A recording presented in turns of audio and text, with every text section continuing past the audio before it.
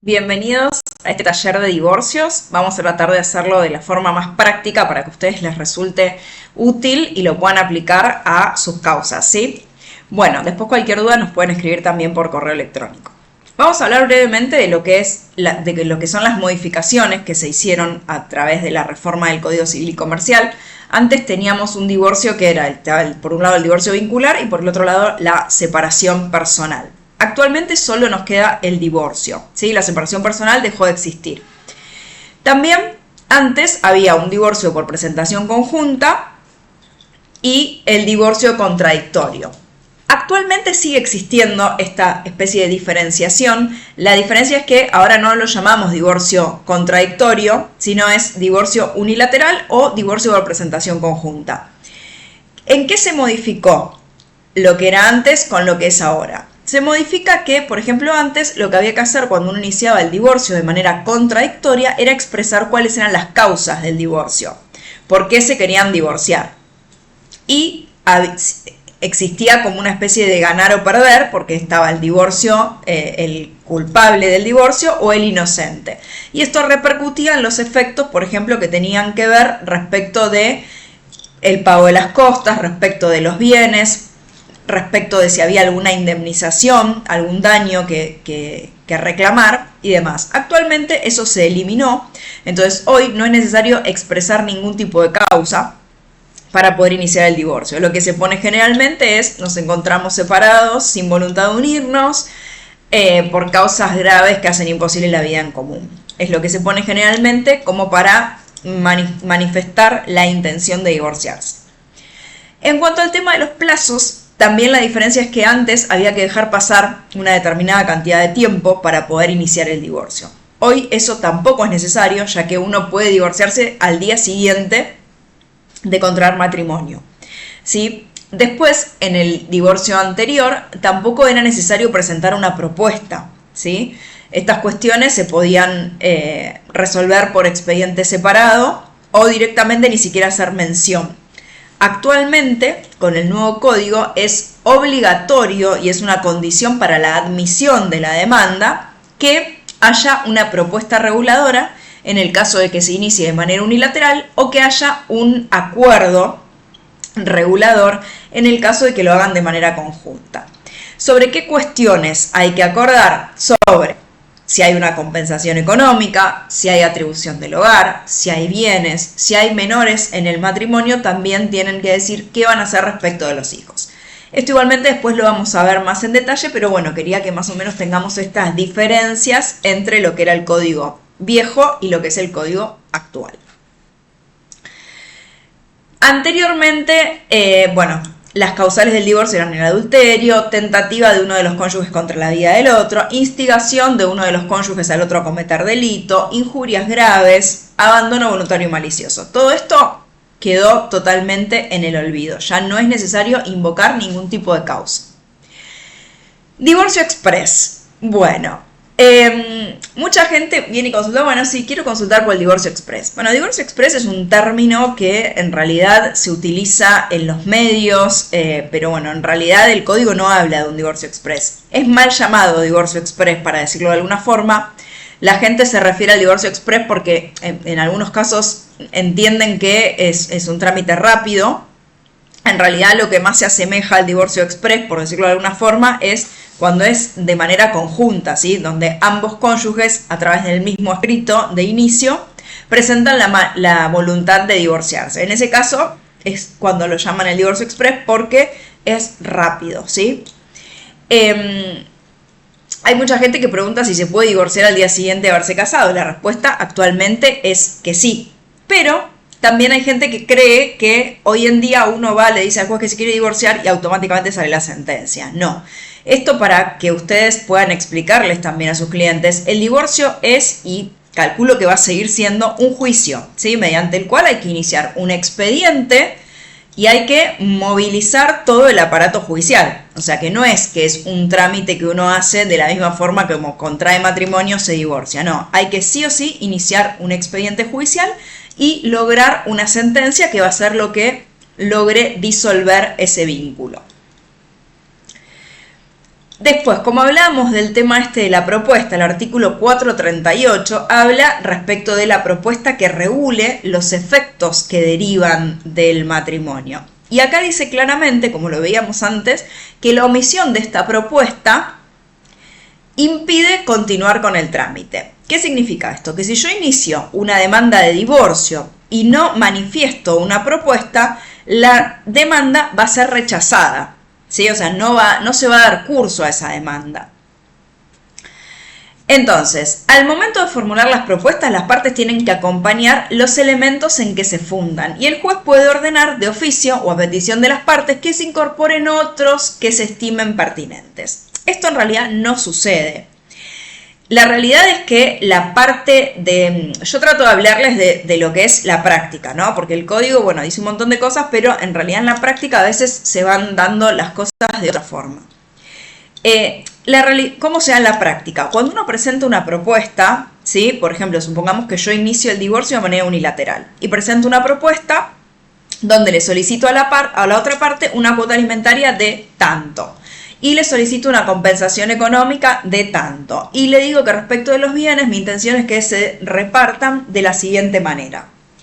El juez, la realidad es que no me va a mandar a probar, porque esto es simplemente una propuesta que nosotros estamos haciendo. Entonces el juez no es que me va a mandar a decir, bueno, a ver, prueben cuáles son los elementos que tenemos para desarrollar o para validar la propuesta que nosotros estamos haciendo. No. Lo que va a hacer el juez es, si yo presento una propuesta y la otra parte al contestar demanda responde rechazando esa propuesta o realizando otra propuesta, lo que va a hacer es convocar a los cónyuges a una audiencia. Y en esa audiencia, que va a ser breve, se va a dar como un lugar para que las partes conversen respecto de las cuestiones que no están de acuerdo.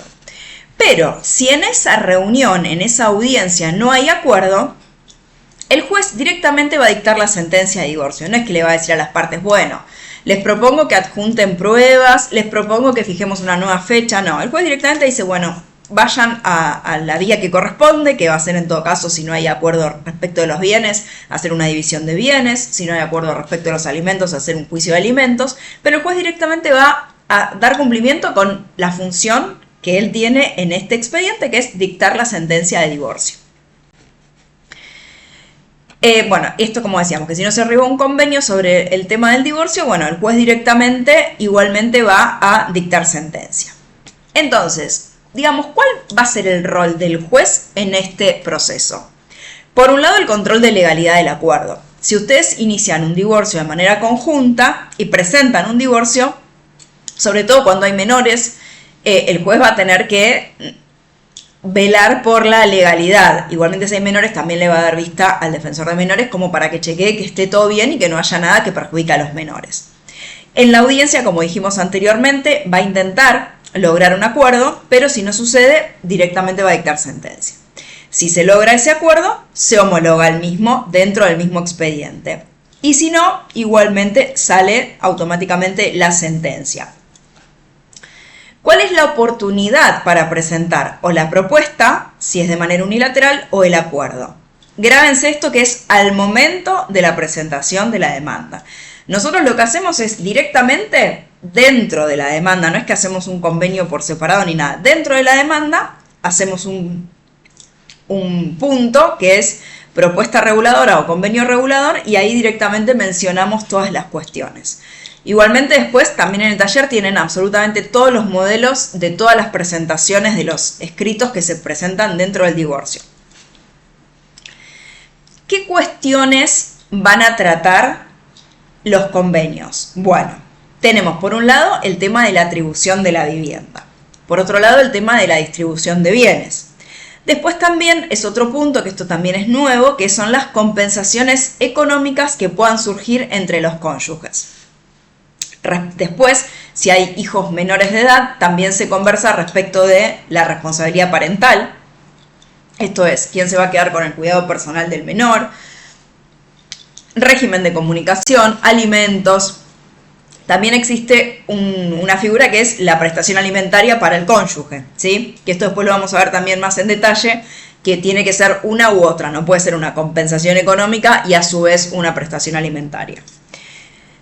Estas cuestiones no es que es una enumeración taxativa, ¿sí? Esto no impide que se propongan otras cuestiones que sean de interés entre los cónyuges. Bueno, ahora vamos a hablar un poco más en detalle de qué es esta figura de la compensación económica. La compensación económica se da en el caso de que si hay uno de los cónyuges que se ve perjudicado, o sea que se produce con el divorcio un desequilibrio manifiesto que significa un empeoramiento de la situación económica de la parte y que tiene por causa el vínculo matrimonial y su ruptura, ese cónyuge va a tener derecho a una compensación económica. Para pasarlo en criollo, esto es así. Si uno de los cónyuges se dedicó durante el matrimonio más que nada a la casa, a los hijos, y el otro cónyuge era el que se ocupaba más de ser el sostén del hogar, en mejorar su nivel profesional, personal y demás, y tuvo un desarrollo marcado en diferencia con el otro, o sea, si uno de los cónyuges realmente creció más y el otro se dedicó más a la casa, o no pudo estudiar, o tuvo que resignar su desarrollo profesional para abocarse a la casa y tiene un desequilibrio, o sea, si el día de mañana se divorcian, ese cónyuge que dejó su vida en la casa, obviamente va a estar en peor situación económica que el que se dedicó a seguir trabajando. Entonces, para que eso no sea algo perjudicial, lo que generalmente se da es una compensación económica a favor del cónyuge que no pudo desarrollarse durante el matrimonio. ¿Cómo es esta compensación económica? ¿Qué diferentes tipos de compensación económica hay? Bueno, la compensación económica puede ser una prestación única, o sea, se hace un detalle de cuál es el monto que el cónyuge que se vio perjudicado pretende. Generalmente en la práctica, ¿qué se utiliza? Porque es como que es algo bastante nuevo, no hay mucho respecto de esto, pero es difícil ver cómo hago para calcular esa compensación.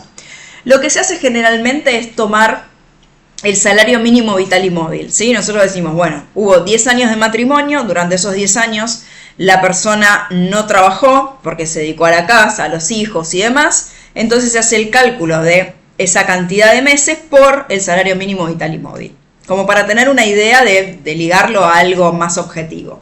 Obviamente esto va a depender de la situación económica de las partes. No es lo mismo una persona que tiene un nivel de ingreso muy alto que el de una persona que tiene un nivel de ingreso muy bajo. O sea, pero es como para tener una idea, generalmente se toma, es uno de los datos objetivos que se puede llegar a tomar, el salario mínimo vital y móvil, como para sacar ahí el cálculo de cuál es la compensación económica que se pretende. Existe también la posibilidad de que se arregle o que se proponga una renta por un tiempo determinado, que tiene un poco que ver también con lo que podría ser como una especie de cuota alimentaria, ¿sí? Si la persona estuvo sin trabajar y tiene que volver a incorporarse al mercado, lo que se puede hacer es solicitar una renta por una determinada cantidad de meses o de años para poder de alguna forma volver a meterse dentro del mercado y poder valerse por sí misma.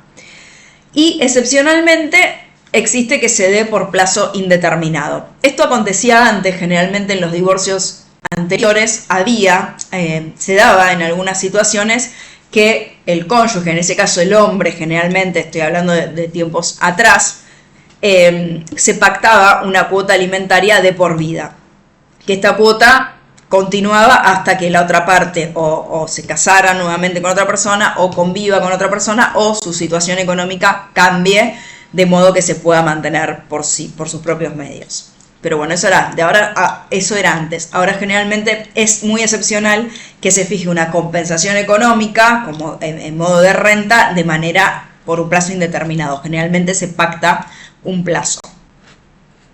Bueno, forma de pago puede pagarse. ¿Cómo se puede pagar esta compensación? Con dinero, con el usufructo de determinados bienes. También existe la posibilidad, por ejemplo, si el cónyuge que tiene que pagar la compensación económica tiene quizás otro inmueble, puede agarrar y decir, bueno, a modo de compensación económica te dejo que utilices este inmueble para que no tengas que pagar un alquiler, y es una forma de compensar.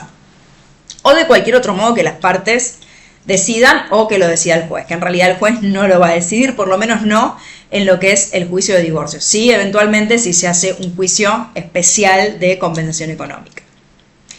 Caducidad de la acción. Esto es súper importante y hay que tenerlo en cuenta y siempre hay que avisarle a los clientes para que lo sepan. La compensación económica, la posibilidad de pedir una compensación económica es la acción para reclamarla caduca a los 6 meses de haberse dictado la sentencia de divorcio.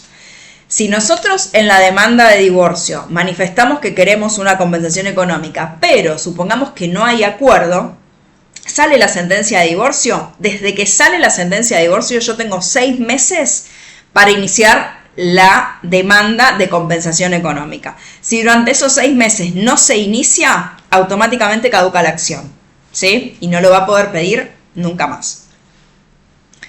Bueno, requisitos para iniciar el divorcio. Fundamental, representación letrada. No se puede iniciar el divorcio sin letrados, ¿sí? Documentación que se necesita es la libreta de matrimonio o el certificado de matrimonio. En original y copia, en realidad esto era más que nada cuando se presentaba en papel. Actualmente ustedes saben que la documentación se presenta de manera digital, ¿sí? Le pueden pedir al cliente que le saque una foto, que se lo escanee y se los mande, entonces ustedes lo suben de manera virtual. El certificado de matrimonio, el certificado de nacimiento de los hijos, siempre y cuando sean menores de edad, también lo solicitan. Y la fotocopia de DNI de las partes, si es de común acuerdo de ambos y si es unilateral de uno solo. Si hay bienes registrables y ustedes quieren solicitar la división de bienes, pueden acreditar la documentación de los bienes, pero no es condición. Además, el abogado, obviamente va a tener que presentar el bono de capital o el bono de ius en provincia. Y fundamental, lo que dijimos varias veces, es la propuesta reguladora o el convenio, que es un requisito de admisibilidad de la demanda. La pregunta del millón: ¿cuánto dura el proceso de divorcio? Depende. Ustedes siempre que el cliente le dice ¿cuánto dura? ¿Y cuánto tiempo? ¿Y cuánto tiempo? Es la pregunta que los tortura a los clientes. Bueno, depende de un montón de cosas. En primer lugar, si es de común acuerdo, o sea, si es presentación conjunta o es unilateral. Obviamente el unilateral demora más. ¿Por qué? Porque presentamos la demanda, el juez en el primer proveído, después de que paguemos la tasa si es provincia, nos va a correr traslado de demanda. Cuando nos corre traslado de demanda, nosotros ¿qué tenemos que hacer? Una cédula. En provincia, y esto sépanlo y explíquenselo al cliente, porque si no después tenemos el cliente, y doctora, ¿cómo puede ser que tarde tanto? Tarda un montón. Una cédula en provincia puede llegar a demorar 4 meses en que tengamos el resultado de esa cédula. Entonces, estas cuestiones hay que planteárselas al cliente porque si no el cliente piensa que nosotros no estamos haciendo bien nuestro trabajo, cuando en realidad, creo yo, lo que más quiere un abogado es dejar contento al cliente y que el proceso dure lo menos que se pueda. Pero bueno, tenemos que explicarlo para que sepan y no mentirles nunca con los plazos y siempre dejar aclarado de qué depende que el divorcio pueda durar más o menos. Si es de presentación conjunta es mucho más rápido porque no hay traslado de demanda. Directamente pasa sentencia, básicamente, ¿sí? Porque no hay nada que discutir. Después, depende también si hay un acuerdo o no. Depende también si hay menores o no, porque si hay menores también tiene que verlo el defensor de menores como para validar que esté todo bien, que no haya ningún perjuicio para los menores. Depende también si es en capital o en provincia. La realidad es que en capital demora mucho menos. Nosotros hemos tenido sentencias de divorcios de común acuerdo en capital en 6 días hábiles, ¿sí? Obviamente existen juzgados que demoran un poco más, pero un divorcio sin bienes, sin hijos, en capital puede salir en 6 días tranquilamente la sentencia. Y depende también del juzgado que nos toque, porque hay juzgados que trabajan, ya dijimos, más rápido, otros que son más lentos y demás. ¿A partir de cuándo tiene efectos el divorcio? El vínculo matrimonial y la sociedad conyugal se disuelve desde el momento en que se dicta la sentencia. Si el divorcio fue de mutuo acuerdo, la disolución opera retroactivamente a la fecha de inicio. Y si el divorcio fue presentado por una sola de las partes, desde la fecha en que se notificó de la demanda. ¿Y cuándo finaliza el divorcio? Y esto también es importante saber que el divorcio no finaliza con la sentencia. Nosotros hemos tenido muchos casos de clientes que vienen, que capaz hicieron el divorcio hace 15 años, se quieren volver a casar y resulta ser que están casados. Claro, ¿por qué? Porque yo puedo tener una sentencia hermosa y colgarla en el cuadro en mi living, pero si esa sentencia no está inscripta en el registro civil correspondiente, no me sirve de nada. O sea, no es oponible a terceros y si el día de mañana me quiero casar, no puedo. Entonces, una vez que sale la sentencia, yo tengo que inscribir esa sentencia en el registro civil donde la persona contrajo matrimonio, ¿sí? Recién una vez que se envía ese oficio al registro y el registro civil contesta que dio cumplimiento con lo solicitado, recién ahí solicitamos el testimonio, que es la entrega, el broche de oro que le damos al cliente, donde él ya puede estar seguro que está divorciado y que el divorcio está inscripto. Esto háganlo. Y si no lo quieren hacer, avísenle al cliente que esto no lo hacen, porque hay gente que también la parte de la inscripción la hace por gestoría, por ejemplo, sobre todo cuando es de una jurisdicción distinta. Por ejemplo, si el divorcio se inicia en capital, pero hay que inscribirlo en provincia, es un trámite medio engorroso y a veces es conveniente hacerlo por gestoría. Pero bueno, esto se lo tienen que decir al cliente, que no es que termina con la sentencia, sino que después esa sentencia hay que inscribirla. Así que bueno, espero que les haya gustado, que haya sido práctico, que es la idea, y cualquier duda nos preguntan y nos vemos la próxima clase.